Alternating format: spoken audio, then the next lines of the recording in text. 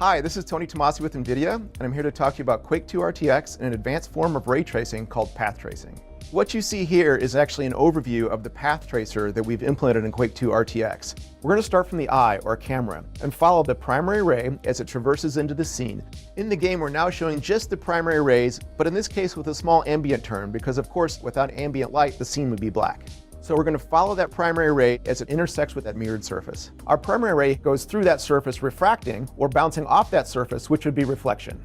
What you see here is the impact of those reflection and refraction rays as being traced in the scene. The reflection is showing something behind the camera, and the refraction is showing that kind of warped or distorted part of that mirrored surface.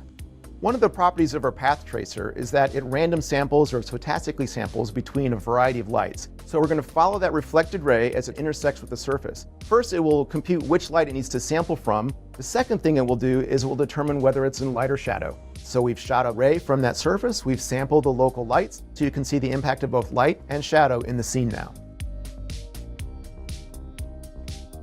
In addition to sampling from the local lights, we of course sample from the sun. So in the same way that we shoot a ray towards a randomly sampled local light, we do the same things towards the sun, and again sample both light or occlusion for shadow to determine the proper total lighting picture for that pixel.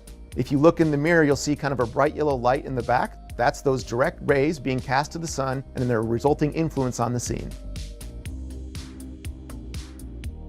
So the next thing we're going to do is compute the indirect bounce. By bouncing light, we accumulate indirect lighting information, which is that next level of detail for realism. As you can see, as we toggle back and forth, this effect is more subtle. The bounce by itself doesn't have a large contribution, but the impact will be much greater when we start computing the indirect sunlight later. So now that we've bounced our ray, the first step is to compute lighting from that indirect surface. So we're going to compute local lights first, again randomly sampling them, and then computing light and shadow in an indirect manner. As we toggle back and forth between the previous step, if you look at the object in the corner or the walls, you're seeing it accumulate a bit more brightness, and that's the impact of that indirect local light. The final step for our path tracer here is to compute the indirect sunlight. So we take the bounce from that surface, we trace the ray to the sun, we compute light and shadow just as we've done before. You can see here it has a much larger impact on the scene, and it gives that scene that much more global illumination feel to it.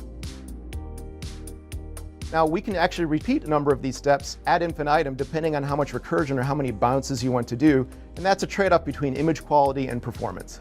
The final step is denoising. For real-time rendering, we'll typically shoot a few to a few dozen rays per pixel. Denoisers take that relatively sparse sampling and then construct the final picture through a sophisticated combination of spatial and temporal processing.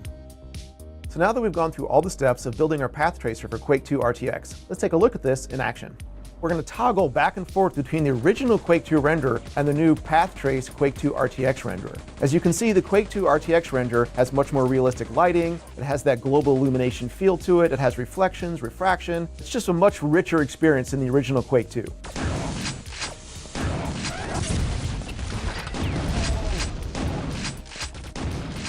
To give you a feel for the computational power required to do this, let's dive into a data capture of a single frame from Quake 2 RTX. What we've done is use our performance analysis tools to capture and analyze the frame. The topmost graph that you see there is a GeForce GTX 1080 Ti, and you can see there's a long horizontal section there, and that's that ray tracing and path tracing being done entirely in software. The next chart down is the same analysis but based on the Turing architecture. So we're using a GeForce RTX 2080 in this case, running again ray tracing in software. So the graph that you see there shows two different colors, one of them integer and one of them floating point, and that's to show the benefit of that simultaneous integer and floating point execution.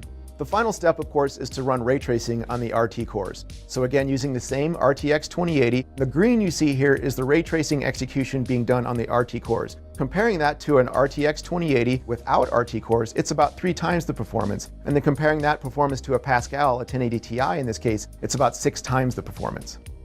So what we have here is a deep dive into the actual workloads that are being computed on the GPU. The first step is constructing the bounding volume hierarchy. This is kind of an acceleration structure where we take the geometry from the scene, the raw geometry, and put it into a form that's efficient for ray tracing. The second step is to compute the primary rays. And you can see this is not a huge workload on the scene. This is something that could be done in rasterization, but we've chosen to do in our pure path tracer. After that, we then move on to the direct light. So this would be reflections, refraction, and direct lighting. This is about 20% of the frame. After that, we move on to the indirect lighting calculations. The slides that we just walked you through were actually showing the first bounce, but I did mention that you have an optional number of iterative bounces after that. So what we've done here is captured a trace that has a second bounce. The incremental cost is fairly expensive for that indirect lighting. In fact, it's about 1/3 of the total frame time.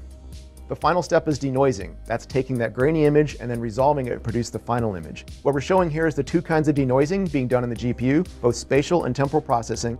Post-processing produces the final results for the screen. This would be things like motion blur, depth of field, and bloom. This consumes about 10% of overall frame time. We've really enjoyed bringing ray tracing to a venerable classic like Quake 2.